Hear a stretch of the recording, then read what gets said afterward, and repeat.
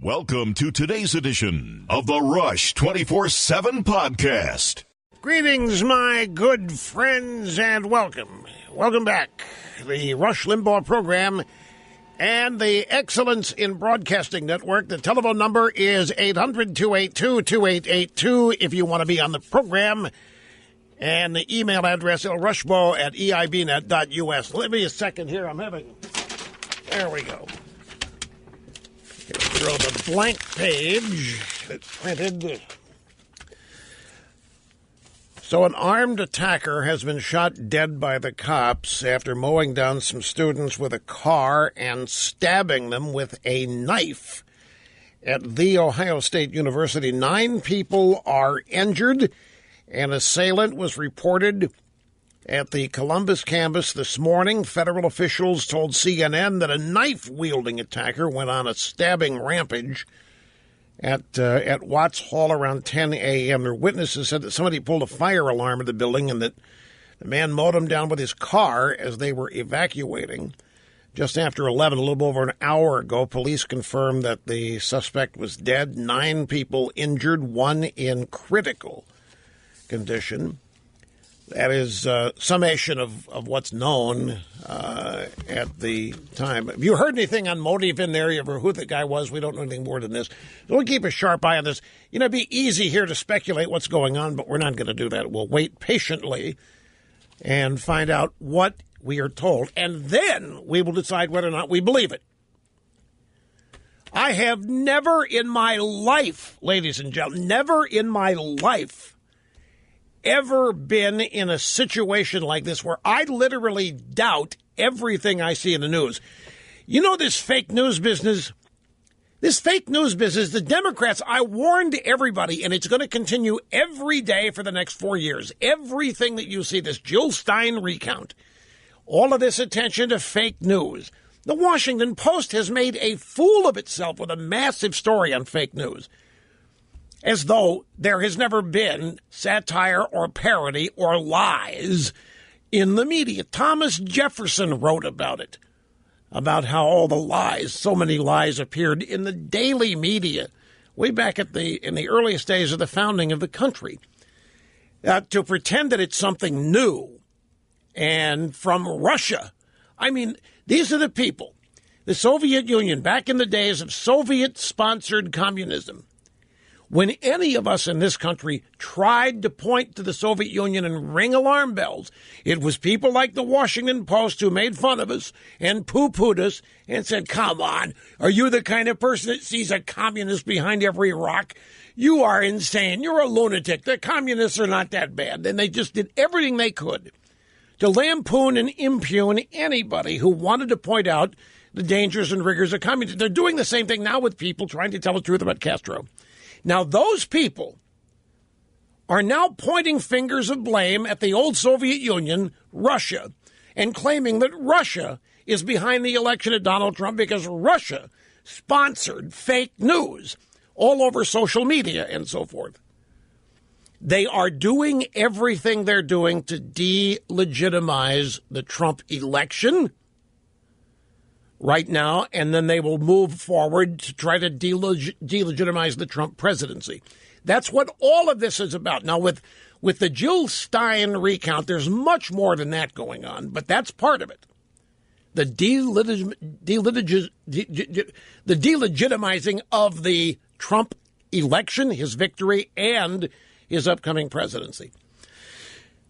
Just look at it as a replay of Florida 2000 with different circumstances. This recount that she's mounted here is such a scam, and it's such a fraud on so many levels. But its secret purpose, and there might be 2 or 3 secret purposes, the overall primary reason for it, outside of raising money for Jill. So you know what this also could be? It could also be a trial balloon for Obama to see how easy he could get rich like the Clintons did when they left office. I mean, if there are this many ticked-off Democrats willing to send in thousands of dollars at the first conspiracy note, imagine how Obama might be salivating out there at the opportunity he's got to become Obama Inc. Now, this fake news business, Let me tell you why it's even a factor. Let me tell you why. It's the same thing I said here at the opening of the program. I don't know what to believe in the mainstream media anymore. My instinct is to not believe any of it. And it's their fault. They got this ball rolling. They are the people. I hate to say this because I like this guy, Jim Rutenberg at the New York Times. We highlighted the story he wrote sometime this past summer. A front page article in the New York Times pretty much encouraging journalists to throw objectivity out the window.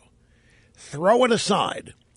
Because the circumstances are so dire, the candidacy of Donald Trump and the potential election of Donald Trump, so dire, circumstances so extreme, that they had to throw out all the rules, all the objectivity, all the fairness. They had to become activists. They had to become advocates. They had to become opinion journalists. And they did. The New York Times urged the media to throw, and never were objective, and they never were fair. All that was a pretense and an illusion. But they threw the illusion out the window.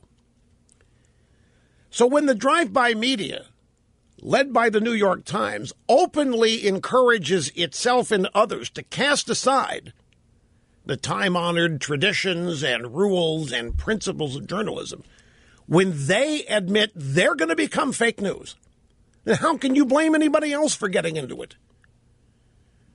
Fake news has been so blown out of proportion anyway. What it largely is satire and parody that liberals don't understand because they don't have a sense of humor, particularly if it's about them. You can't laugh at them, you can't mock them, you can't make fun of them like they can laugh at and mock and make fun of everybody else. But you try it against them and you've got potentially dangerous situations wherever this happens because they just can't take it. And, of course, they can't come to grips with the fact that they were rejected in this election, so they have to come up with some sort of excuse. And you won't believe what some of the things they're coming up with. Try this.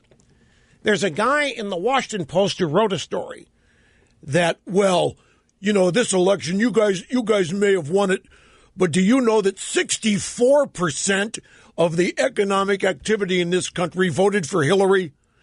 In other words, in the areas of the country where 64% of economic growth is, the coast, New York, California, Hollywood, they voted Democrat. And 36% voted Trump. So the economic engine of America actually voted Hillary. And they've come up with a couple of other weird oddball examples, and they're going to come up with more. And that's genuine fake news because they cannot acknowledge, they cannot accept that they've been rejected. What is it? I'll get to it in a minute. I've got all this laid out to get to it in order. I'm just giving here's a tabletop view of what's coming today. But they've got all kinds of stories they're telling themselves to, in effect, lie and tell themselves they actually won this were it not for the Electoral College. In fact, CNN has a poll. You ready for this? Did I put it on top? CNN has a poll showing that 8 in 10 voters want the Democrat agenda enacted. 80% of people who vote, yes, sir, Bob, 80% of the people who voted in the election want, here we go, CNN Orc poll, nation divided. And is it ever, after a bruising presidential election featuring the two least liked major party candidates in recent history, more than 8 in 10 Americans say the country is more deeply divided on major issues this year than in the past several years, and more than half say they're dissatisfied with the way democracy is working in the U.S.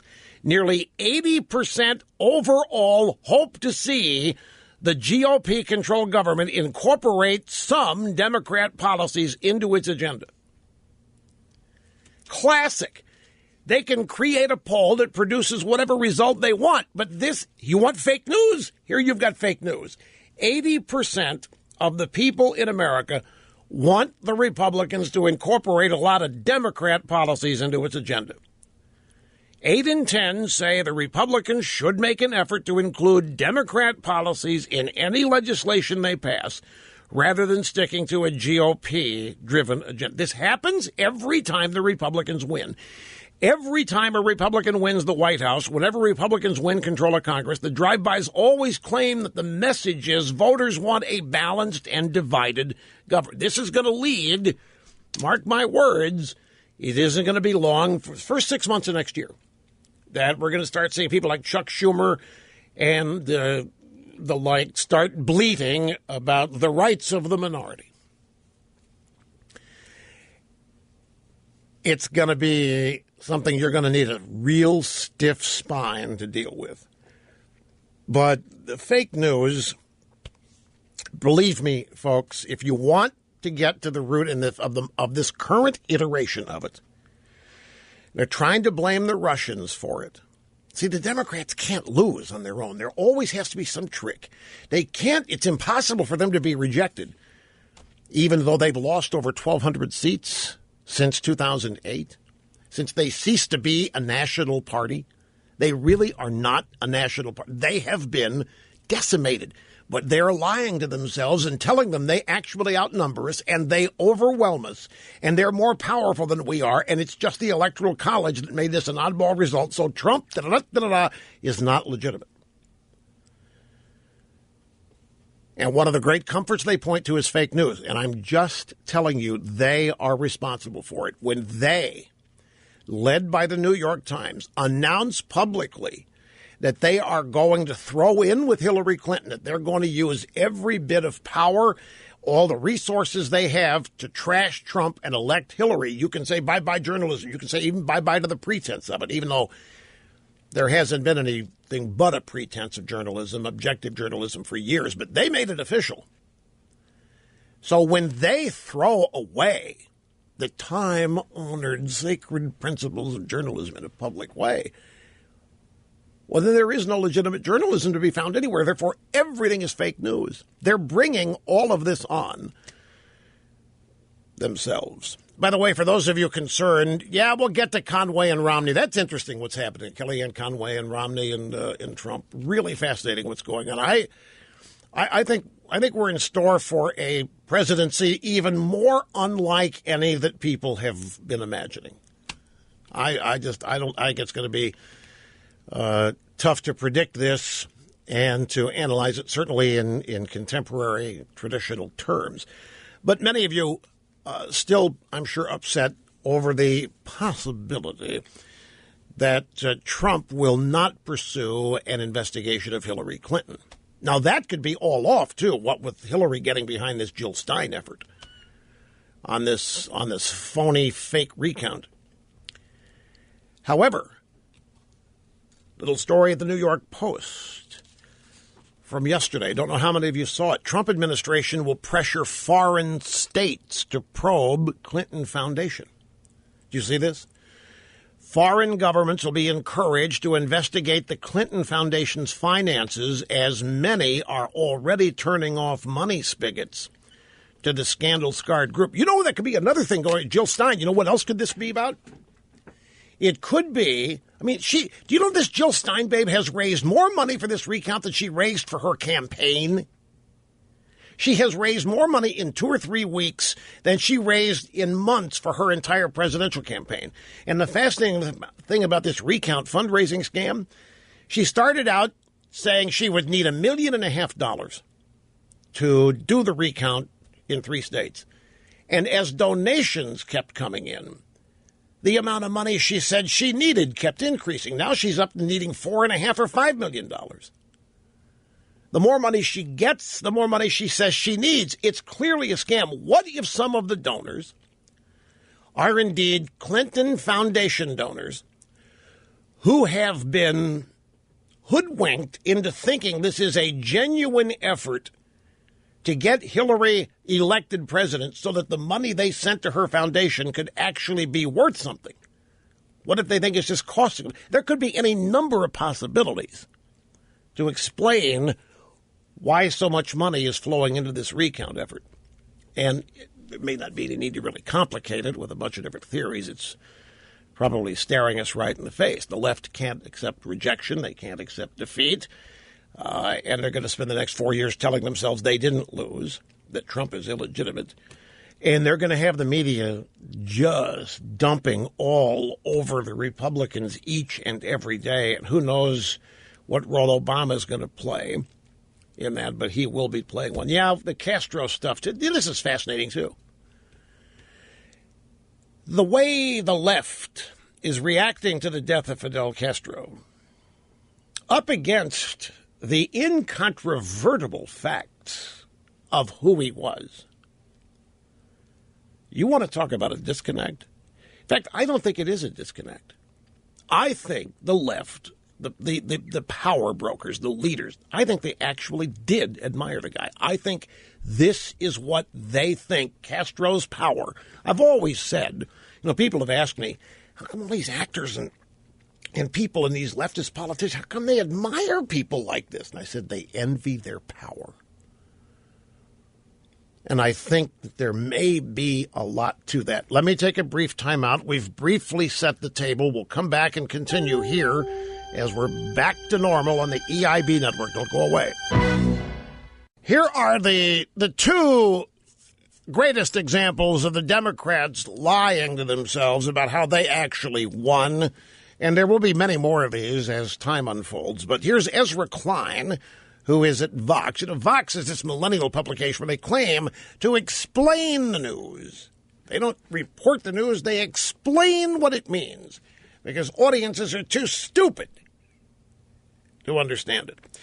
Ezra Klein, more Americans voted for Hillary Clinton than Trump. More Americans voted for Democrat Senate candidates than for Republican Senate candidates. So why aren't Democrats acting like it? Why aren't the Democrats trying to force Republicans in the media and Trump to act like it? Why? We won. We won. There more people voted for Hillary. We won. Why aren't our people acting like Ezra? You didn't win. We elect presidents via the Electoral College. The popular vote's not a factor. And if it were, this campaign would have been entirely different. And rather than 16 states being campaigned in, 3 or 4 would have been. That's why the Electoral College is set up. But this is really unhinged.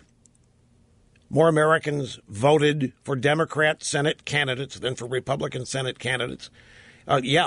The New York Yankees scored 3 times the runs the Pittsburgh Pirates did in the 1960 World Series, but the Pirates won the World Series. Ezra, the Democrats have lost 1,200 seats. The Democrats have lost something like 69 House seats, 11 Senate seats, 39 governorships. It's incredible what the Democrats have lost. You're not winning anything, Ezra. You're losing to the point that all you are is a coastal party. Now, here's the next one. It's from this guy is Jim Tankersley, Washington Post. He talks about how divided we are as a country, but that the real division is economic.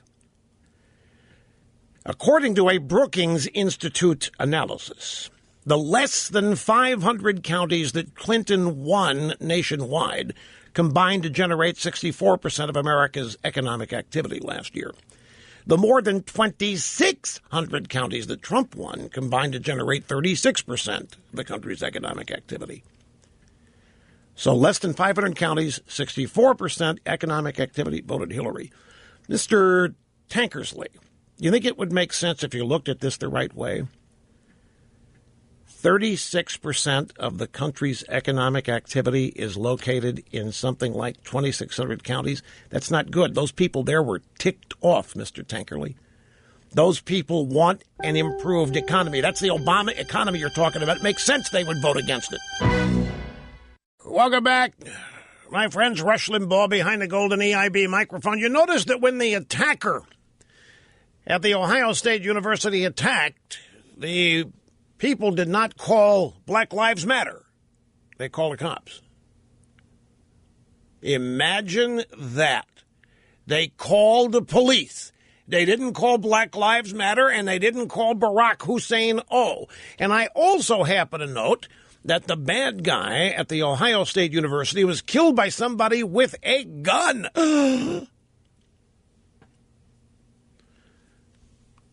Yes, somebody with a gun got the bad guy, and potential victims, the terrorized at Ohio State, did not call Black Lives Matter. Real life lessons as observed here on the EIB network. By the way, I know on the Jill Stein recount, everybody involved, Hillary's campaign, Jill Stein, everybody involved says they haven't found one shred of evidence of any chicanery. They haven't found any evidence of tampering with votes. They haven't found any evidence that anything is illegitimate or criminal. And now I was wrong. Jill Stein's up to needing $7 million. Her original claim was that she needed $1.5 million. Now she needs $7 million. I mean, it's a fun. There's so many things wrapped up in one here. It's a fundraising scam. It's a trial balloon, I think, for perhaps Obama to see just how fluid and angry Democrat losers are and how freely they will part with their money, depending on what they're being asked to pay for. And that's another thing, folks, about all of this.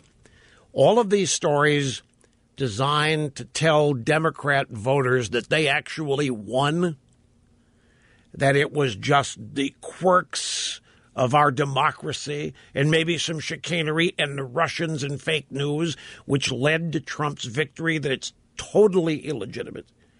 And then you go out, send us some money so we can continue our efforts to establish and prove this. Democrats are writing checks left and right. Democrats are being scammed by the people responsible for their loss. It's an amazing thing to see. But I want to go back to this because you're going to see all kinds of these examples as the effort to make the Trump win illegitimate and his presidency illegitimate. Numbers, I know, are hard to follow on the radio. But I want to go through this because this is the Washington Post. The Washington Post is quickly trying to become the safe space for Donald Trump deniers, for the Trump won the election deniers. I think the Washington Post is establishing itself as the safe space for anti-Trump delicate snowflakes to go. And this guy, Jim Tankersley, says that the divide in America is real and it's big, but that it is economic. And he cites a Brookings Institute analysis. Hillary Clinton won, and they claim the popular vote. She won in less than 500 counties. And those counties who number less than 500 generate 64% of economic activity in America. Trump won 2,600 counties. And all of those counties, I mean, Hillary, less than 1/5 of the counties that Trump won. And yet those counties generate 64% of the USA economy. And the 2,600 counties that Trump won only generate 36% of the country's economic activity. So doesn't it sort of make sense that people who can't get a job and can't find any economic activity and can't get a raise and have it, doesn't it make sense that they would vote for Trump? They're not participating in the Obama economy. They're not participating in the Democrat economy. It makes total sense. And yet they want to turn this number into, and what they're trying to say here is that, well, the brains and the engine of American prosperity, the smart people, they voted for Hillary. The rubes, the idiots, the out of work, the lazy, the people who are not making America work, the people not contributing, they voted for Trump. They're idiots. That's what is being said here. And, of course, liberal Democrats who read this are just sopping it up. And they're actually believing that this election, and this is where they're catching themselves short. I've read them. I've studied what they're saying. They actually think that the Trump election is a weird outlier, that America will instead, and without much effort will continue to trend in the direction Obama was taking it. That most people wanted that. And CNN's got a poll for them. 8 in 10 want Trump to incorporate the Democrat agenda into his. And so they're telling themselves that there was some weird aberration here and that this is the last dying gasp of Republicans and conservatives. Trump's election is a last dying gasp. That we get through these 4 years or however many years it takes to impeach Trump, and then we'll get back to what was normal. Well, they're going to lose out on shaping the Supreme Court for at least a generation. They're going to have to put up with so much of what Obama implemented being just ripped to shreds and ripped out. This is much more than an aberration.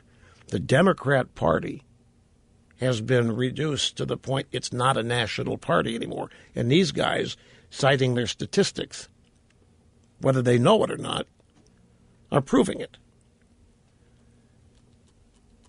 They have no representation. They have no appeal. They have nothing about them to recommend them to well over 90% of the geographic area of the country. And it's huge, and these people try, well, it doesn't matter because there's not nearly as many people live there. Well, you lost it. No, we didn't lose the illegal popular vote. We won. They're telling themselves they won everything. Mere aberration. And you know the old saw. When you have a problem, the first thing to do in addressing it is to honestly identify it. These people can't even bring themselves to that area. So I think they're headed for even tougher times than they even imagine. They're also going nuts over Trump tweeting the idea that millions of illegal aliens voted, and if you take those votes out, he's probably going to win the popular vote. I wish I could remember. I saw that somewhere. I saw it was an opinion piece someplace, and I can't remember where. But I even referenced on this program when I saw it that people looking into it, and that we will know at some point. I mean, do you like the Democrats instead? They're acting like, oh, my God, that they're accusing of fraud. There's no evidence of any fraud. These are the people before the election were running around claiming there already was fraud. These are the people before the election were warning of it, and they were telling everybody be on the lookout for it. They had their lawyers at all the polling places. They were expecting fraud. They use fraud. They have perfected it. They oppose voter ID so that they can engage in it. And now all of a sudden, when Trump references the possibility, these people, no, this election was clean and pure as the wind-driven snow. Except now they want to look at maybe recounting in 3 states where they can't find any evidence of chicanery. They can't find any evidence of tampering. And yet they must think there was some, or they wouldn't want these recounts. And yet when Trump alludes to possible fraud, they laugh at it and mock it and say it's ridiculous, while at the same time they're trying to find it. Of course, not their own. They don't want to find the evidence of illegal aliens voting. No, they want to find discrepancies between machine tabulations and paper ballots. And they want to look at these variations, if there are any, and claim the machines were tampered with by the Russians, by Vladimir Putin, the Russians. Now, keep in mind, this is the same party that got in bed with the Soviet Union everywhere it could around the world, including Cuba, including Nicaragua, including Ted Kennedy warning and begging Soviet leaders to be patient until they could get rid of Reagan. The same people who have done the bidding of the Soviet Union in the U.S. House of Representatives. Yes, I know exactly what I'm saying. The Democrat Party has had a friendly, supportive relationship with every communist regime on this planet in my lifetime. And now, all of a sudden, their buddies, the Soviets, i.e. Putin and the Russians, have abandoned them and are now sabotaging them for the purposes of elected. These people are deranged. They're literally losing their... I think they're out of their minds. They've literally lost their minds. They don't know what they're talking about. They're flapping just to hear their heads rattle. They have no semblance of substance in anything that they are talking about now, and they're bringing along their deranged lunatic fringe, which is their base, right along with them. And it's contributing to this whole idea of a divided country with no hope for crossing the gap or bridging the gap. So you sit tight, my friends. I'm wound up about all this, and I'm going to try to squeeze as many of your phone calls in. And we've got still to discuss Castro. Look, this is a teachable moment, a big-time teachable moment. The death of Fidel Castro and the way that death was treated by many, if not most, in the American media and the Democrat Party, with a couple of noted exceptions. One of the exceptions being Pelosi. But the most accurate take, the most accurate reaction, the most dead-on public statement about the death of Fidel Castro came from Trump.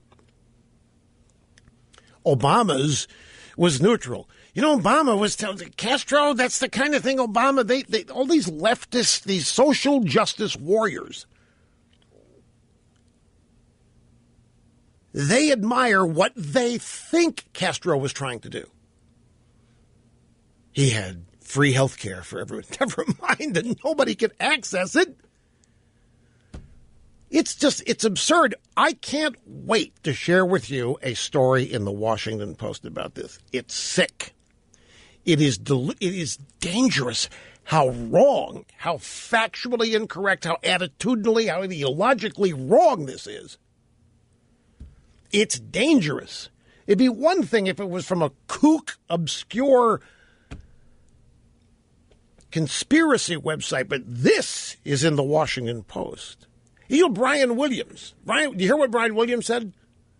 He said people in Cuba prefer donkey-drawn carts to automobiles. The people of Cuba prefer to be driven around by donkeys in carts rather than the 1950s and 60s automobiles, which are the newest that you can find in Cuba. They prefer it.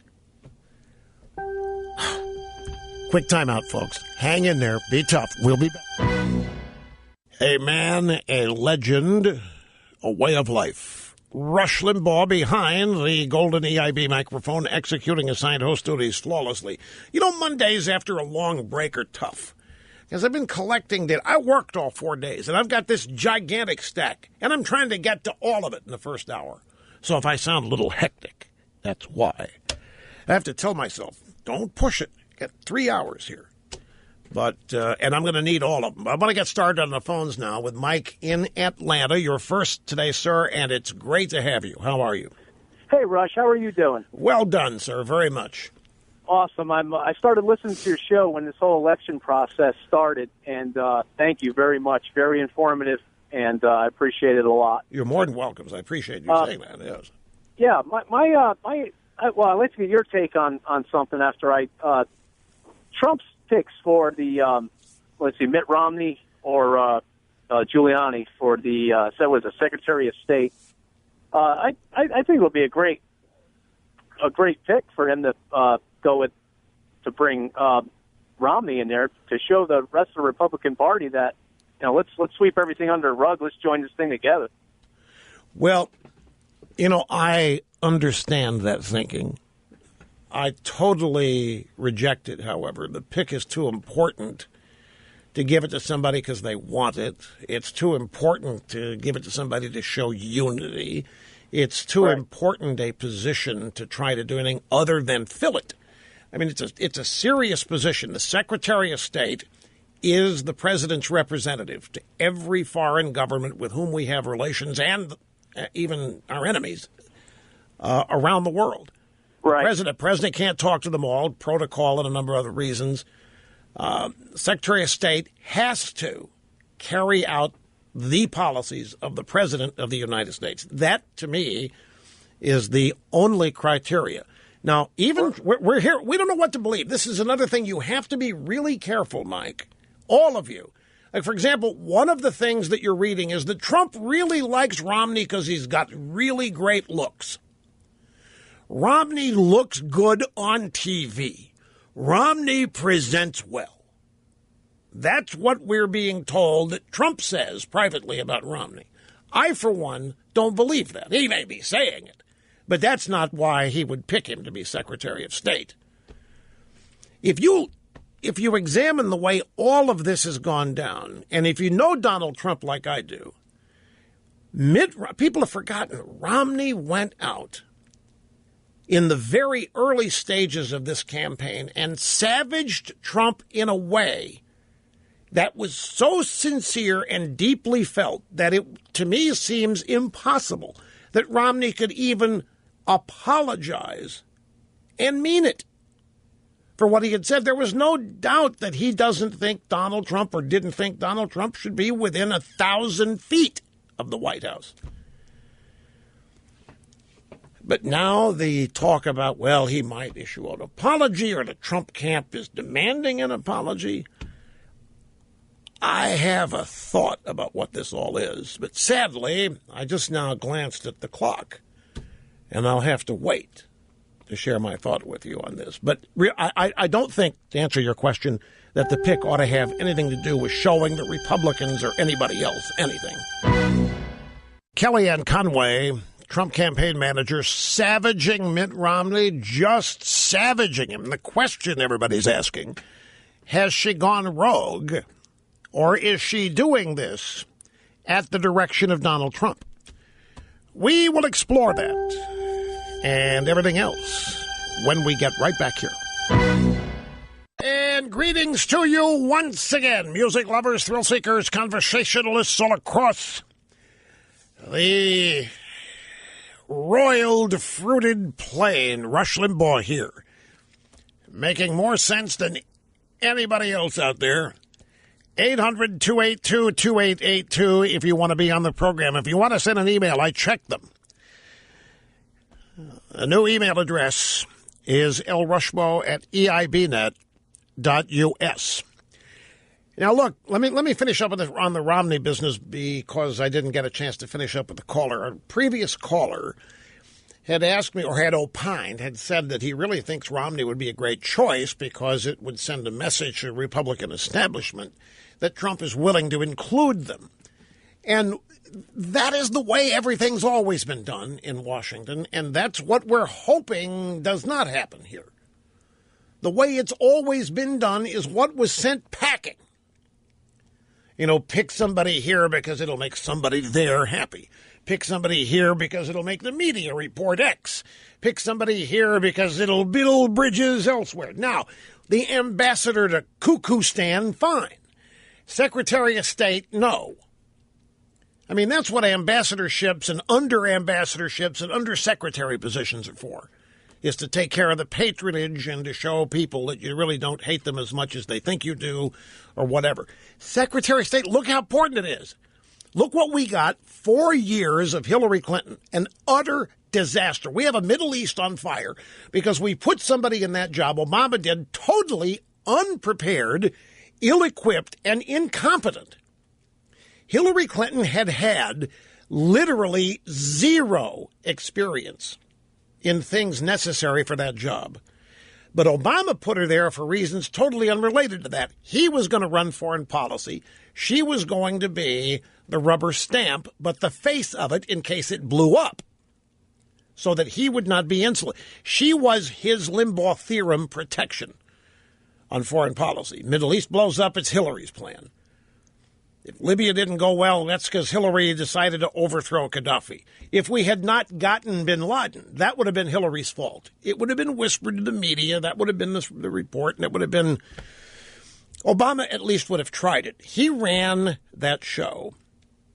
But Hillary, he wanted to keep her in-house. You know the old saw, you'd rather have your enemies inside the tent peeing out than outside the tent peeing in. despite what Obama said about Hillary during the campaign and convention, there's no love lost between those two or the families, the Obamas and the Clintons. It's all fake. I mean, that was all strategy. It was all buzz and PR positioning. She was no more qualified to be the chief diplomat of this. She had no foreign policy experience. I mean, look at what the first thing she did was a silly reset our relations with Russia with a plastic red reset. I mean, it was embarrassing. It was literally Henry Kissinger. I mean, he was aghast when he saw this. And so was anybody else with any sincerity. I mean, Obama made every effort to get in bed with the Russians. That's what makes their claim now the Russians tampered with our election even funnier. Because it was the Obama administration was trying to get in bed with him. Don't forget, in 2011, during the campaign, there was an open mic. Obama was talking to the foreign minister, some diplomat from the Soviet Union, number 2 guy to Putin, Dmitry Medvedev. And the open mic caught Obama saying, "Tell Vlad," as in Putin, "tell Vlad that'll have a lot more flexibility after the election." They were talking about America reducing its nuclear arsenal, not the Russians, just America. Because you see, in Obama's world, the American nuclear arsenal is the threat. If America would get rid of our nuclear arsenal, then the rest of the world would realize we don't threaten them, that we're not the bad guys, and that they can all breathe easier. That's dangerously incompetent and borderline insane. But that was our position. Hillary had no more business discussing events in the Middle East. I don't care whether it was the Israelis and Palestinians or whether it was whatever was going on with the Muslim Brotherhood. She was totally, totally out of her league. The woman hasn't been in her league since she stopped being First Lady. This is a woman who has survived on reputation alone, resume-enhanced reputation that was built and promoted by the Democrats and the media. The woman hasn't got any practical experience, certainly no success stories. Maybe her most successful operation, the Limbaugh eruptions unit in the White House, but even that had its problems. She's a great example. I mean, long story short, she's a great example of putting somebody in the job for all the wrong reasons. Mitt Romney, what recommends him to be Secretary of State? When I don't know what your reaction was, but of all the things I've thought of for Romney, Secretary of State, that wasn't one. But Rush, he saved the Olympics. Well, yeah, but he was an autocrat there. Look, I remember what Romney said about Trump. And it was stuff you can't take back. It was personal. Called him a con man, a cheat, dishonest, a liar. I mean, every insult that you can think of, except he wasn't insulting him. He was trying to alert everybody to the reprobate Donald Trump is. Now, what's going on with Kellyanne Conway? Well, there are two schools of thought on this. As you know, Kellyanne Conway, starting over the Thanksgiving weekend, started going public with how many people she was hearing from who opposed Romney. And it was an overwhelming number, she said. And the number kept increasing. She kept hearing from people, no to Romney, no way to Romney. People don't want Romney. And the question immediately arose, well, now, wait just a minute. This is unusual. Somebody in the inner circle going public with what's going on behind the scenes about a nominee.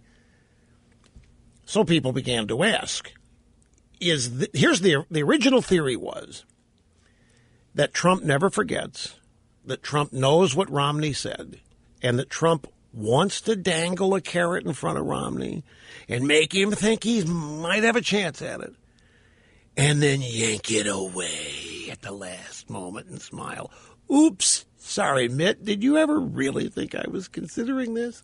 That was the original theory, and that Kellyanne was part of it, that she had been sent out to take the place of Trump, describing how much opposition Romney was getting. As Romney's name had been floated, and seriously, Romney's name, Rudy's name. The impression was that Trump was seriously considering both. And the New York Post had a story over the weekend that Trump, while down here at his club, Mar-a-Lago, on Thanksgiving Day, was going table to table, asking club members, who do you think I should pick, Romney or Giuliani? That Trump was asking everybody he ran into. That was the story in the New York Times. Then Kellyanne Conway ups her tweeting and makes it even more abundantly clear that not only does she not want Romney, but nobody she knows wants Romney. Then the next thing to hit was that Trump was supposedly furious about this, that she's gone rogue, that Trump is not behind this, that he doesn't want this handled this way, and in fact does have another meeting scheduled with Romney tomorrow. He also has a meeting this week with David Petraeus, who's also in line for the same gig, Secretary of State. So now the thinking, you can take it one of two ways. You can think it's Kellyanne Conway, an insider campaign manager, who is dismayed and distraught and concerned and worried that Trump is actually considering Romney and thinks it would be one of the biggest mistakes he could make and has told him so face to face, but it doesn't appear he's listening. So she's doing whatever she can to force Trump not to pick the guy because she thinks it would be one of the biggest mistakes he could make in terms of disappointing his voter base. I know some people who voted for Trump. This is anecdotal. This doesn't mean anything. I'm just passing it on. I know some people that are ticked anyway that Romney's even being considered. They don't understand it. Why would Trump even play games with this after what Romney said? People weren't supportive of Romney in 2008 as president. They didn't like him then for a host of reasons. Why in the world of all the people would Trump? I know a lot of people very concerned that Trump really wants him and would consider it an act of betrayal. So maybe Kellyanne, look, all we can do is speculate here because I don't know. No, I wouldn't ask. See, I'm not going to start calling these people and ask them because they're not going to tell me what's really going on. So I can just join the crowd to speculate here. And it looks to me like Kellyanne has taken it on herself to try to keep Trump from doing this. The other possibility is that she's not gone rogue, that Trump's behind all of this, and that this is how he is choosing to pay Romney back for what he did by having this never-ending stream of we hate Romney, we hate Romney, we hate Romney for day after day after day. So of those two, folks, what do you think it is? Kellyanne's gone rogue, that she's worried that Trump's actually going to choose the guy and thinks it'd be a big mistake and is risking her professional reputation by taking an inside baseball matter public? Or is she doing Trump's bidding? Is it all part of a brilliantly conceived, flawlessly executed stratagem designed to squash Romney into the dirt by dangling the carrot, making it look like it's possible, and then the reaction to it being universal disgust and disagreement as a means of paying Romney back without Trump ever having to say it? What do you think it is, Mr.? You go for option two, that this is Trump directing Kellyanne to do this. Well, I know, look, Snerdley just said to me, Kellyanne's too smart to go rogue like this. This is, and David Axelrod's out there. This is extraordinary. You just don't see this. But this is not your traditional president or presidency or transition. It's not. There's nothing traditional about it. So to say, well, it's extraordinary, maybe over there for establishment types, but we don't know what's extraordinary yet and what is normal. What we do know is that basically throw out everything you think you know about insider politics with the Trump transition and Trump in the presidency and his presidential elect position here, because he's exactly opposite of that, and that's why he got elected. And so maybe it isn't extraordinary. Maybe this is one of these. I mean, look at Trump tweeting is extraordinary. Whatever he tweets, just the fact that he continues to tweet is extraordinary. People can't get their arms around that. I mean, establishment types can't get their arms around that. Let me grab a quick phone call here. We have a woman, a new listener. I'm fascinated talking to new listeners. And she says she's been listening since July. Her name is Martha. She's in Springfield, Massachusetts. Hey, Martha, great to have you on the program. Hi. Hi, Rush. So how can I be of service? By the way, thank you for joining the program. I'm very happy to have you in the audience. I'm glad you tuned in July and hung around. Yeah, I'm so grateful for the education that I've gotten from listening to you, and I was able to vote for Trump and educate my son a little bit to vote for Trump. I also wanted to make a comment about the Democrats investigating voter fraud. Mm-hmm. Do you think that it's a possibility one of the reasons they're doing that is to kind of clean up their own voter fraud as they go, or try to erase it? This is interesting. I'm fascinated with the way people think, and you are classic as you've learned a lot. What she's saying, folks, she's asking me, is it possible the real reason the Democrats are doing this is because they committed the fraud and they want to find it and scrub it before anybody else does? Is that your question? Yes.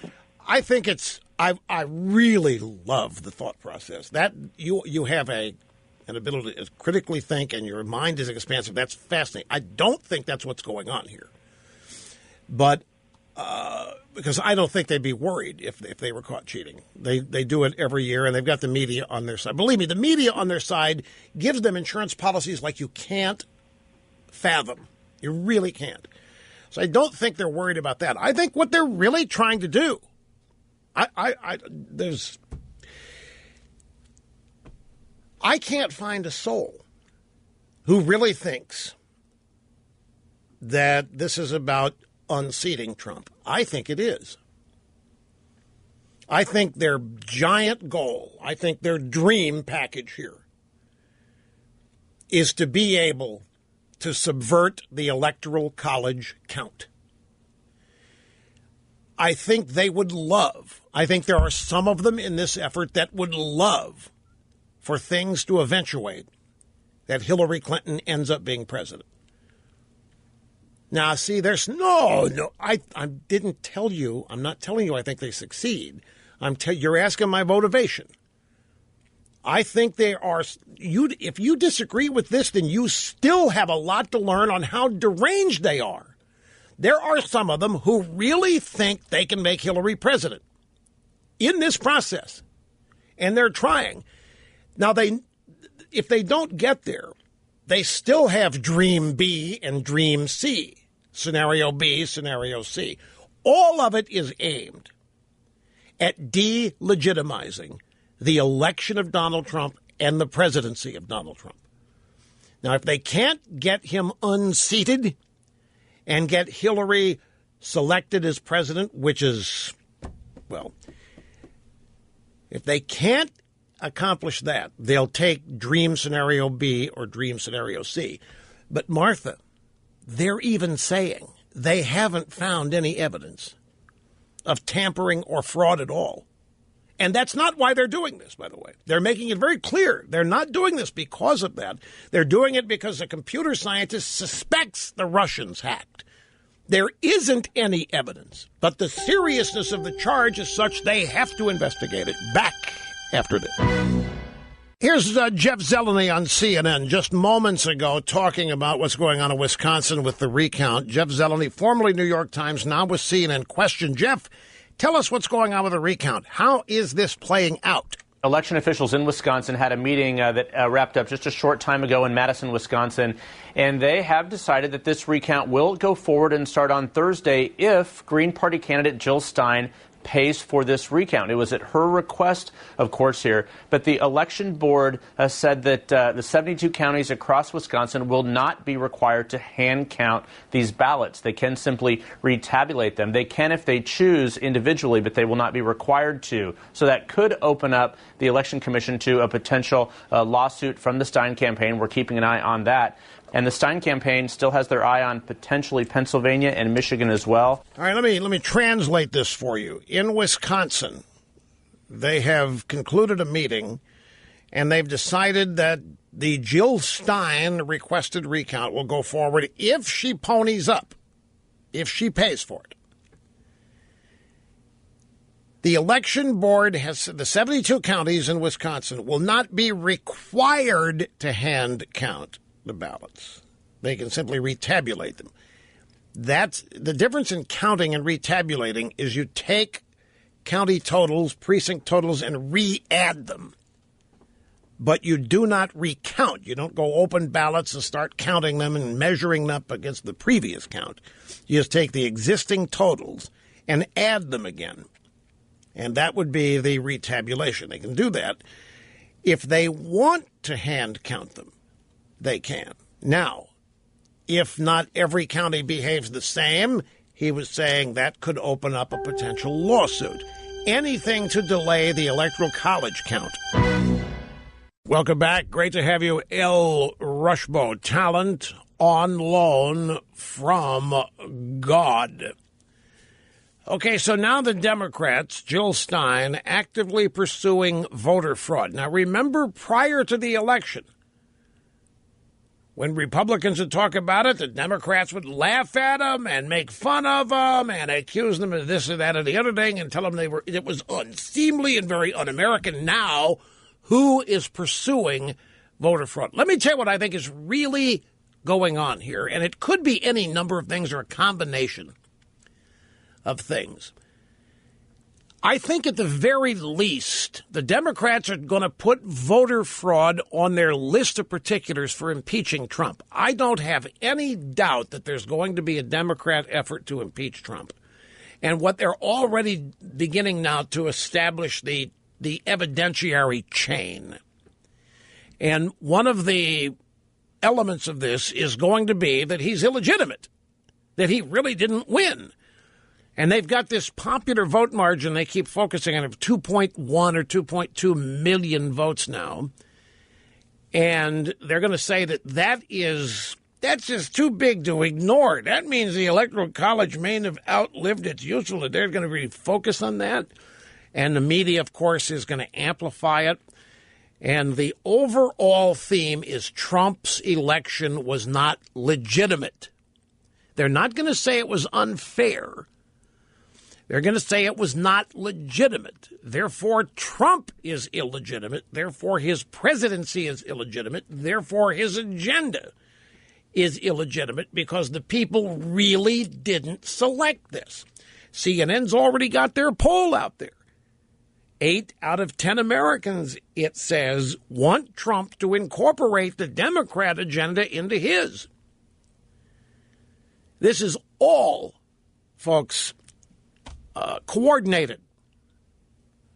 This is all coming. It's either from the Hillary campaign or from the Obama White House or some combination of Democrat strategists and community organizers, malcontents, and what have you. It won't be long, I predict, that voter fraud will be accepted as a fact by the media, that there was voter fraud. Right now, everybody's saying they don't have any evidence. Jill Stein says no evidence, but they've got these 2 computer wackos who claim that the disparities between voting machines and paper ballots, why, it's it's too great to ignore. And the voting machines would be the inroad for the Russians to affect the election and hack various polling places. I can see this developing even now before it has. I grow weary of saying it, but I know these people. I know how they operate. I know who they are. I know how they strategize. And I know the way they think. And nothing with them is happenstance. Everything's polled. Everything's focus grouped. It's tested. And if at the least, if everything in it goes wrong, they're still going to end up raising tons of money from unhappy, deranged, lunatic leftists who have been made that way by the Democrat Party and the media. And they're going to promise them that with every donation, they get closer to unseating Trump or to nullifying Trump or negating Trump or what have you. And they're going to focus on that 2 million plus advantage in the popular vote. Trump's out there saying that by the time you tabulate the illegals, that it won't be anywhere near that he probably will win the popular vote. And you know what? Look at the reaction to that. This is irresponsible. This is unreal. Donald Trump has no evidence. He's just flying off the handle once again. It's an example of how stupid Donald Trump is, how dangerous Donald Trump's alleging voter fraud. There is no evidence. And yet, who's pursuing it? The very people calling Trump deranged and a lunatic and dangerous and silly and stupid for alleging voter fraud are actually the ones pursuing it. Our old buddies, the American left and the Democrat Party. Now, Michigan. There are 3 states here, Wisconsin, Michigan, Pennsylvania. Michigan is supposedly going to hand count the ballots. I say supposedly because all of this is still up in the air. Wisconsin is one of the few states where you do not have to have any evidence of fraud for a recount. All you have to do in Wisconsin is pay for it. You can recount a landslide loss.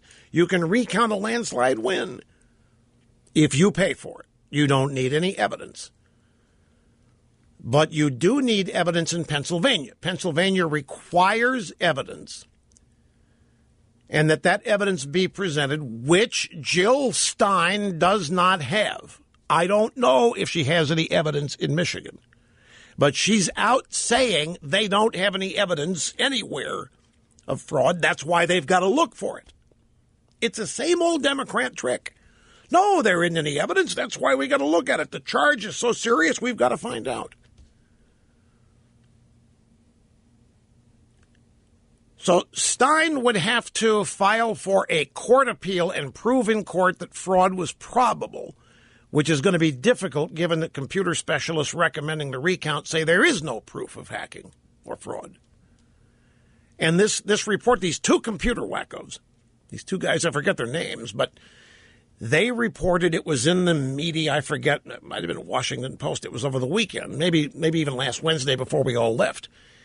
They reported the possibility, and they focused on the disparity between the voting machine tabulations and the paper ballot tabulations. Wait a minute, something's not adding up here. We don't have any evidence, but it looks like the Russians could have gone in there and hacked the machines. Honest to God, that's what they're saying. And it's on that basis that Jill Stein started raising money. Michigan only has paper ballots. So why do a recount there? Well, once recounts start, and depending on, remember how Florida goes, you can find votes that weren't there. Al Franken got elected that way. They found whatever hundreds, thousands of votes Franken needed to put him over the top over Norm Coleman. Now, they're out there saying Trump's got no evidence whatsoever that any illegals voted. They're laughing at him. They're mocking him. They're making fun of him. And yet Jill Stein's got no evidence either, and they're applauding her. And they're helping her raise money for it.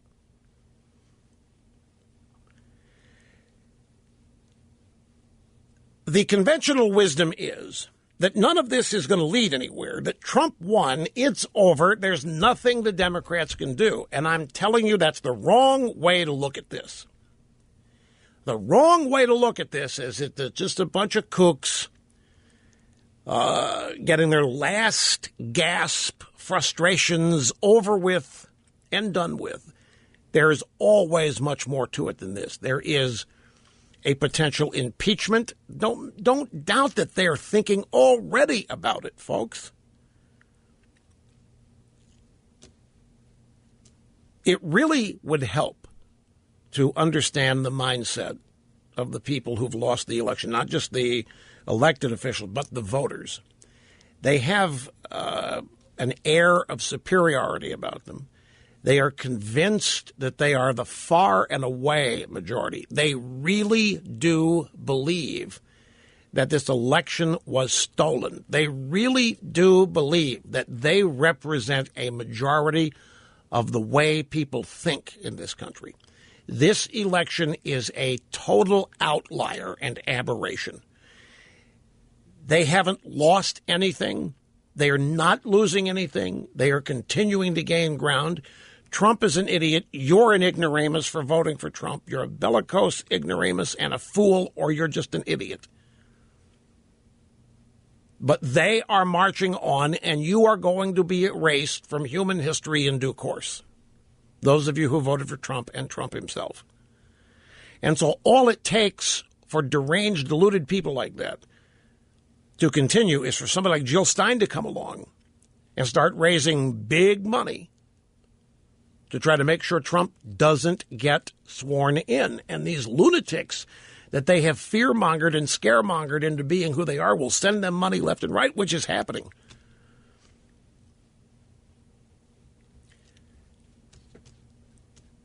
If they could delay the Electoral College vote, which is scheduled for December 19th, what if these 3 recounts are designed? I mean, let me ask you this. So Wisconsin's going to start. It is November 28th. Do you think Wisconsin can be finished with their recount if they decide to hand count by December 19th? If they're not finished, if Wisconsin is not finished by December 19th, and the winner of the state is not certified, the elector for Wisconsin cannot vote. The electors. What if they succeed in the same thing in Michigan? What if they succeed in denying Trump whatever number of electoral votes because the electors in those states can't vote because the elections there are not yet certified? What if Trump doesn't get to 270 on December 19th simply because a number of states haven't reported because they're still in recount? Well, then the election goes to the House, in which case Donald Trump's going to be elected and Mike Pence is going to be elected in the Senate as vice president, and you're going to end up with the same result, but it's all going. The Democrats could then say, he didn't win anything. He didn't even get 270. This is outrageous. The Republicans nominated and elected their own president and violated the Democrat. I can hear it now. I can just hear it all now. How none of this is legitimate. The country has been stolen by Trump and these Republicans, and there was nothing fair and there was nothing legitimate. And if you think Florida 2000 was bad, and do not doubt me, they would be happy to live this way. They would consider the Democrats, this would be one of the greatest success stories that they could ever tell themselves. And make no mistake, they are entirely capable of this. And don't make another mistake. Hillary Clinton would be right in there supporting this. Every Democrat under the sun, from Barack Obama on down. And if Fidel Castro were still alive, he would sign on to it. And they would gladly have him. We got to get to the Castro stack here in due course, too. So sit tight, folks. Stuff to chew on there. Back in just a second.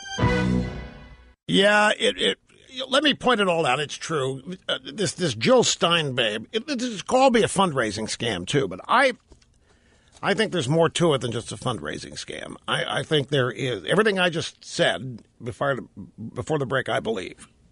I believe the primary effort here is the effort to delegitimize Trump's victory and his upcoming presidency. She's also running an email scam, a fundraising scam here.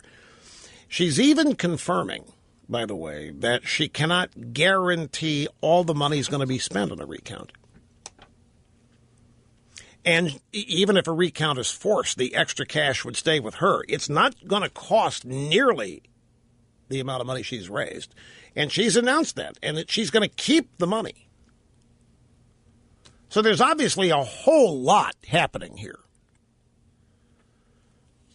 And all of it could have aspects of truth to it. Here is Joe in Tampa. Glad you waited, sir. Welcome to the EIB Network. Hello. Oh, mega dittos. Yeah, Mr. Limbaugh, I was wondering if maybe you thought that Kellyanne Conway, as you had earlier mentioned, was doing this, coming out against Mitt Romney as something that possibly Trump wanted her to do. Because I don't think her being as close to the campaign as she has been running everything would come out and stab him in the back like that. Well, understand your thinking. And I don't know what's going on. I'm like you. I can propose scenario A, scenario B, and then take a wild guess at it. From everything I've been able to learn, Kellyanne Conway is not going to be part of the administration. She has turned down press secretary, other positions, so she's may even now may not be an official member of the Trump team anymore. Not sure about that, but I've heard from people in the know that she has refused various offers to stay in the administration. So, does it change your thinking at all if you were to learn she's not on Team Trump per se as we speak? No, I still think that she would be behind him 100%. I don't think she would have turned around and... Okay, remember, she started this campaign running the PAC for Ted Cruz. She started the campaign as a cruiser and then migrated over to the Trump campaign at some point. You realize, maybe you don't, you should understand that there are a lot of people, maybe not inside the Trump team right now, but there are a lot of people who still are keeping Trump at arm's length that are not sure what he's going to do as president. They're not sure how much of what he said he meant. They're not confident. They're waiting to see if his actions match his words. What if Kellyanne is one of those people who is yet to be convinced that Trump is what he said he is, and maybe she's really, really alarmed that there's no way Donald Trump under any sun should even be considering Mitt Romney, given everything that happened in the campaign and everything Trump said about foreign policy. And yet here he is considering, and maybe Kellyanne is literally appalled and is very, very worried that this represents Trump not being who everybody thinks he is and is doing what she can to keep him honest. Ponder that. Hey, I'm just throwing things out, folks. It is the fastest 3 hours in media. I mean, already 2 of them are gone, so I've got to move fast here, folks. I got to move into the Fidel Castro stack. Again, a teachable moment for so many people as we have continued increased tune-in factor here almost at record levels. It's actually fabulous, so we'll take advantage of that with the Castro stack, and we'll continue with all this other stuff, too, when we get back, so don't go away. Is that right? That makes perfect sense. I'm going to have to check into this. I was just told that if, for example, Wisconsin doesn't finish, then you throw their electoral votes out totally, and the number does not become 270. It becomes whatever. So 270 is only a majority of the available votes. So if Wisconsin electoral votes are not ready and not counted, then the number Trump needs is not 270, it's a lesser number. I have to check into this. That would nuke the theory that one of the Democrats' efforts here is to get 3 states, not, or at least 2 states, not to report by December 19th, which would take those electoral votes away from Trump, meaning that it would take him, well, if all 3 could take him down like 265, 266, if they were all delayed. But now I'm told that if Wisconsin or any other state or a combination of states do not, if their electors don't vote on December 19th, then the total electoral vote is reduced by that number of electoral votes, and the 270 threshold reduces proportionately.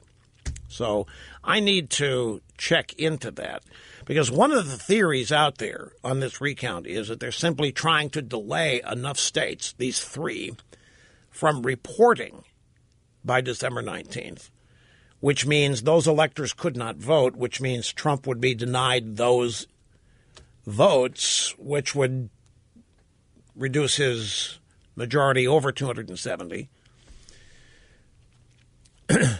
No, no, even when you beat them, they never. The reason I'm thinking there might be something to this is because I'm remembering in the Florida recount, it's vague, and I'm going to have to really, really search the deep, dark crevices of my fertile mind. But I think at one stage the Democrats suggested just throwing Florida out. It was just throw it out. That would have given Gore the presidency. That would have given Gore a majority of the electoral votes. It would not have been 270 if you threw out Florida's 15. He wouldn't have needed 270. So that's why I'm thinking there might be something to this, that it doesn't matter if these states don't report. It just reduces the 270 proportionally to a lesser number that Trump would need and still have it. I just got an email. I'm on a secret email list. I get Democrat Party fundraising emails, and they sure as hell are raising money off this now. It's not just Jill Stein. They're asking for minimum $3 donations for a little sticker that says, "I proudly voted for Hillary," to put on your car or wherever. And it's all based, the fundraising appeal's all based on how Trump did not win the election, that Hillary got 2 million plus additional votes than Trump, more than Trump did, and that the election was not legit, and Democrats need to show that they understand there's some such thing. But they're fundraising off of it. But do not, regardless of the intricate details here, the real objective of this is to delegitimize Donald Trump, period. His election, victory, and his upcoming presidency. That's the objective of all of this. Now to the Fidel Castro stack. This, folks, is mind-boggling. When you stop and consider who Fidel Castro was. Fidel Castro imprisoned, tortured, killed, executed his own people for the crime of pursuing life, liberty, and happiness. He conducted a 50-year war against human nature. The left, which includes Barack Obama, has romanticized what should be itemized, condemned, and defeated.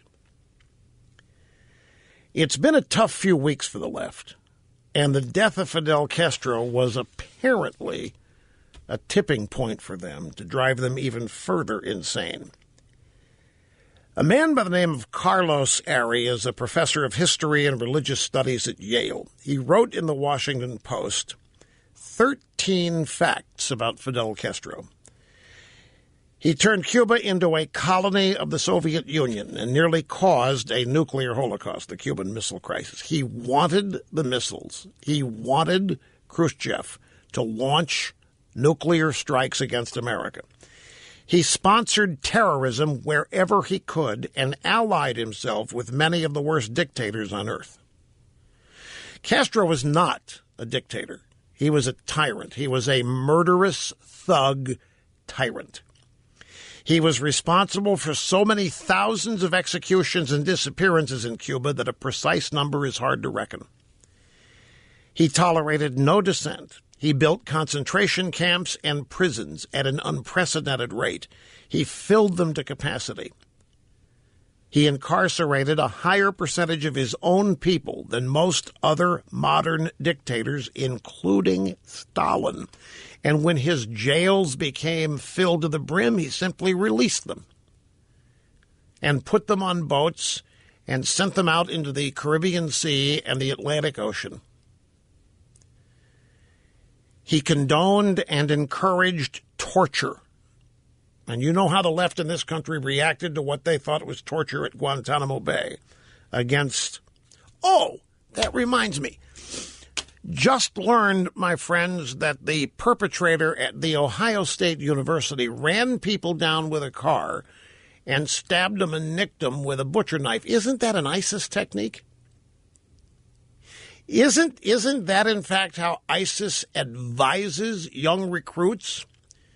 Because there's so many people on the lookout for bombs and guns now that the best way to do it is just grab a car and start mowing people down and have a knife with you and just start randomly stabbing people. I think that's an ISIS directive.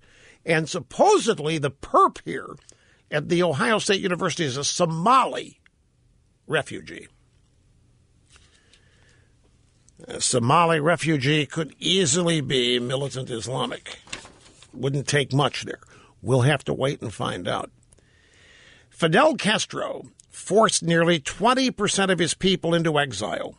He prompted thousands to meet their deaths at sea, unseen and uncounted, while fleeing from him on rafts and other crewed vessels.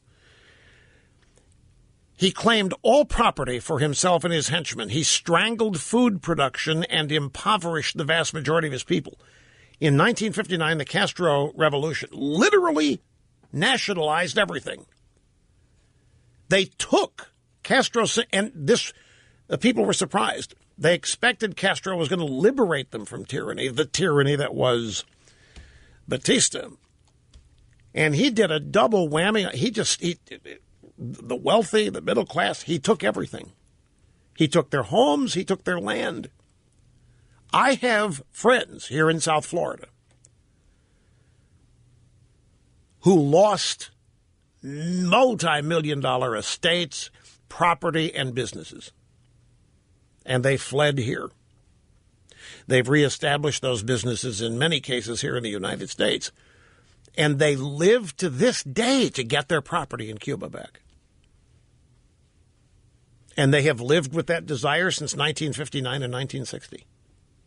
It's one of the things that has fueled them. Fidel Castro outlawed private enterprise and labor unions. He wiped out the middle class. He turned Cubans into slaves of the state, earning about $2 to $3 a day. He persecuted gay people and tried to eradicate religion. This is one of the most amazing things. Cuba wants you to think that it is a gay paradise. And gay Americans, militant gay, the leftist militant gay political operators in this country want you to believe that Cuba was a gay paradise. And it was not. Gay people were persecuted and executed the moment it was discovered they were gay. And Castro outlawed the church. Now, one of the things that communists do, and by the way, I'm going to give you a little preview here. Angelo Codevilla is back. I was reading over the weekend a very, very, very, very long essay he wrote for the Claremont Review of Books. It's essentially about political correctness. But in the process of writing about political correctness, he correctly identifies the stratagems and philosophies of communists. One of the things they do, for example, Soviet Union, China, every strict Castro. They destroy all religion. They outlaw it. They demolish churches, but they always leave a church here or there. They always allow a congregation here or there. And in fact, in some cases, they even have party members acting as dissidents. The purpose of this is so the population can see remnants of what the regime is telling you is vile and filthy, so that there is always work for the revolution to do. If they wiped out every church, then they would have nothing to rail against. So they keep a church or two in Havana open, or maybe Santiago de Cuba. They always leave a vestige. Same thing, they eradicate and execute homosexuals, but they always leave some in prominent positions to show that the regime, in Castro's case, he had a propaganda machine making it look like Cuba was a gay paradise. So he left some gays and put them in prominent, had rainbow flags around. But the vast majority of gay people in Cuba are not alive today. Communism is an evil thing, folks. It is an ugly, evil, vile, inhumane thing. And Castro was one of the world's most dominant communists ever. He censored all means of expression and communication. None of what I have just shared with you is arguable. Every bit of this Castro was, every bit of this Castro did, and more. There was nothing redeemable about Fidel Castro. Castro was the ideal communist. The Soviet Union communism, Fidel Castro's communism, is all predicated on equality and sameness and prosperity run by the state. The only people who benefit are the leaders. They are the only people. The struggle is always presented as ongoing because there are always oppressors. It's like Obama finding phantom opponents everywhere trying to stop him. It's to keep people in line. It's to keep people thinking that there still is that day in the future where the revolution might actually succeed and make them prosperous. In Castro's case, the illusion lasted for 60 years. And it was all an illusion. Cuba was a hellhole. Now, all of this is undeniable, and yet looking at media over the weekend and watching TV and radio, listening to leftists lament and lionize and celebrate this, it was just the most ungodly thing. And I've got an example here from the Washington Post that's just beyond sickening. And I'm going to name the people that wrote it: Dom Phillips and Joshua Partlow. On every stage where a Latin American leader launched into soaring oratory against the imperialists, Fidel Castro was present. In every lonely jungle hideout where guerrillas in olive drab plotted their fight, Castro kept them company. In every country where revolutionaries and communists dreamed of creating a workers' paradise, Castro was a guiding light. No single figure did more to define generations of Latin Americans who sought political upheaval than Castro. Listen to this next, because this is what they loved about him. The American left in this country, the American Democrat Party, Hollywood leftists, these things coming next are what they loved about him. Castro's anti-American rants inspired followers in countries that also saw resources sucked away by local elites in cahoots with the mighty United States. So you see, there was this lone figure in Cuba inspiring other olive-clad, drabbed, military junta-type guys to rise up against the evil Satan that was the United States of America, which was sucking resources away from every Latin American country by the elites. And so Castro stood alone, protecting his people from the United States, which was stealing everything Cuba had. And his people believed it. But it's unconscionable for the Washington Post to write this dribble. In nations with extreme inequality, governments took lessons from Castro's state-run economic model. For modern-day strongmen looking for high-minded justifications to seize control of parliaments, courts, and the media, he was the man. Yeah, in nations with extreme inequality, like the United States, not Cuba, no, like the United States, governments took lessons from Castro's state-run economic. There was no economic model. There was no economy. For modern-day strongmen looking for high-minded justifications to, in other words, the existence of the United States justifies Castro seizing control of his island nation and subjugating his people and jailing them and executing them and imprisoning them. The existence of the United States justifies this because we are the real imperial. This is in the Washington Post. These days, many Latin American countries' political and economic ties with Cuba have weakened because of painful recessions and voters' rejection of leftist governments. Leftists in Latin America have little interest in armed revolution anymore, but still Cuba and its influence in the region endures, both because of its advances in education and health care and because of its example of fierce independence. Cuba's influence in the region endures because of its advances. There aren't any advances in education, and there were no advances in health care. And fierce independence? There was no independence, liberty, or freedom of even thought in Cuba. Some, like Castro, transitioned to political leadership and pressed for greater spending on the poor. I mean, this gets sicker and sicker and sicker as it goes. I've got to take a break. You hang in there. Be right back with more in a moment. Okay, listen to this last little reference here from this Washington Post story. And I'm sorry, it might be the New York Times. It could be either one. There's a newfangled reformatter of websites, and it doesn't print everything. Sometimes it doesn't print the byline. Sometimes it doesn't print the website. And I neglected to make a note of it, but it's one of the two. But listen to this. You all know the dire straits Venezuela's in. Venezuela is falling apart. Venezuela's currency is so worthless, you cannot keep a functional amount of it in your wallet. It would take too much. Venezuela has gone the way of every socialist communist regime. It's descended now into utter chaos. Nobody except the leaders has anything. So listen to this. Venezuela modeled itself after Castro's Cuba.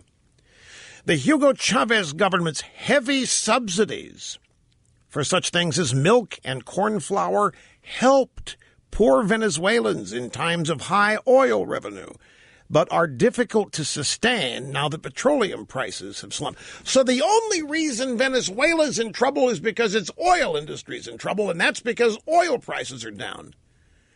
Venezuela modeled itself after Cuba, modeled itself after Castro, and was such, this Chavez guy was so wonderful. He subsidized milk and corn flour for poor Venezuelans. He had to because nobody could afford anything.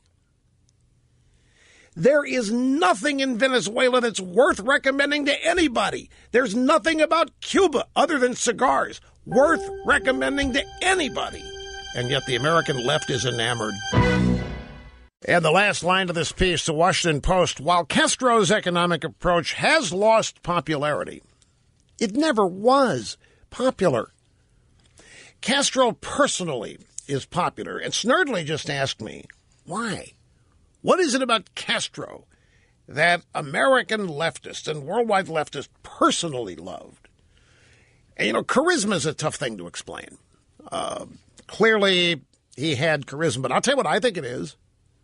I think he hated America. I think they loved him, the way he stood up and pointed fingers at every American president and outlasted them. I think that he garnered all this support via his hatred of this country, which they share. The people we are talking about, it's in this Washington Post story. Every problem Cuba had was the fault of the imperialists in the United States, denying Cuba what poor Fidel was desperately trying to bring, prosperity. I mean, it's the most, it's so intellectually vacant that it defies common sense explanation. It has to be something emotional, the attachment people have to Castro. I mean, the idea that health care in Cuba is better than, and not one of them would ever send a relative, a child, or themselves to Cuba. In fact, when Castro nearly died a number of years ago, you know what it was that killed him? I'll tell you what, he had a colon problem of some kind. I don't know exactly what it was. And the solution to it was a colostomy bag. And he told the doctor, screw that, I'm not wearing a colostomy bag. You stitch up the colon. Well, it didn't work. And the poison in the colon got all through his body, and his body was one giant infection. They had to call in a team of doctors from Spain to save him. Cuban doctors hadn't the slightest idea. Cuban doctors botched the whole thing on his command. But, I mean, we get this romanticized notion that health care in Cuba is better than anywhere in the world and affordable, and it isn't. It's not better, and it isn't affordable. Nothing is affordable. It's so bad in Cuba that Brian Williams told his viewers on MSNBC that Cuban citizens actually prefer being driven around in donkey carts rather than automobiles. Andrea Mitchell practically crying over the death of Fidel Castro. Folks, I'm telling you, the attachment has to be his anti-Americanism. His hatred for America has to be the glue, the link. In addition to whatever other charismatic qualities that Fidel Castro had, they're undeniable. Che Guevara, too. How do you explain Che Guevara? Che Guevara was every bit the murdering terrorist that Castro was. And yet young college women run around wearing Che Guevara T-shirts. Because to them, he was just a hip. He could have been a member of the Stones. Yeah, he looked so cool. He looked hip. He looked like he could have been a rock star. And it defies logical explanation. But this last sentence, while Castro's economic approach has lost popularity, Latin American countries remember him more for his focus on health care, education, and better conditions for the poor.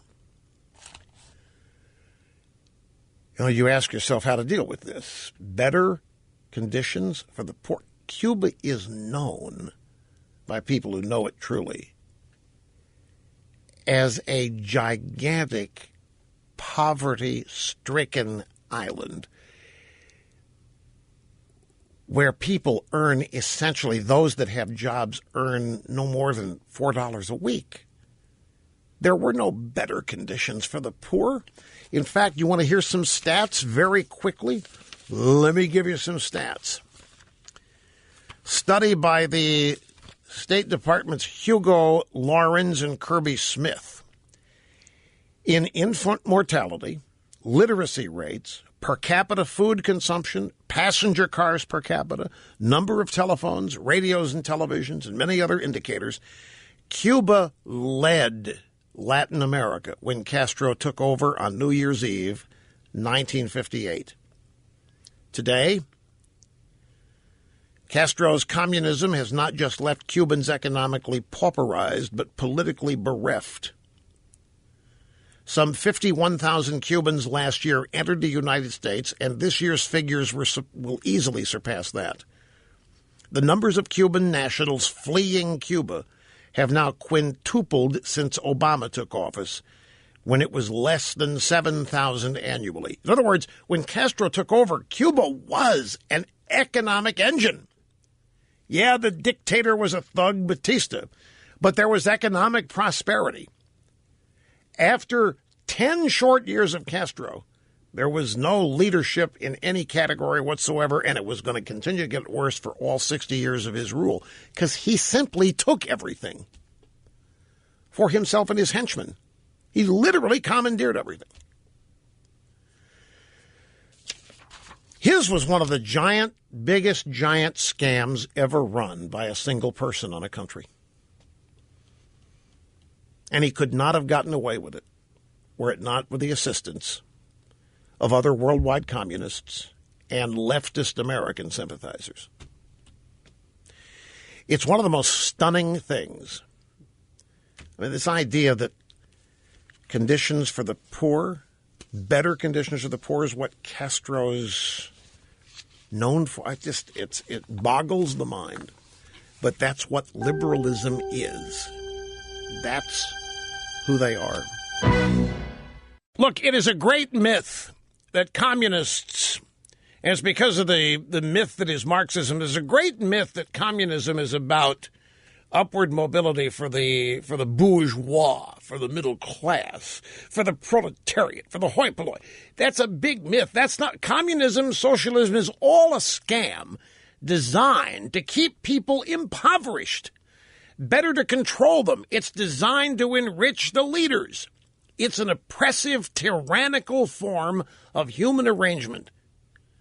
And the lie is that it is the only way lower middle-class people can have upward mobility. It's just absolute BS. All this equality and sameness and equal rights and fairness. You go to any communist country, there's none of that. And there never will be any of that. There's never any of that in liberal societies. There's always anger and misery and unhappiness because it's a false promise that a bunch of dupes end up believing. And it never happens, and they end up, the leftists succeed in blaming capitalists for the failure of Marxism, socialism, communism. It is just despicable. The fact that this way of governance has not been dispatched forever is one of the enduring mysteries to me. And the explanation obviously is psychological. And I intend to discover it. I intend to find out what it is. It's to me, it's unacceptable that people still find anything redeemable in it, even hope, because there's clearly none of that. Here's Ted, Crystal Lake, Illinois. Great to have you, sir. Glad you waited. What's up? What's happening? Before I ask you my question, I gotta say the scenarios that come across on the telephone while you're in a commercial, they are fantastic.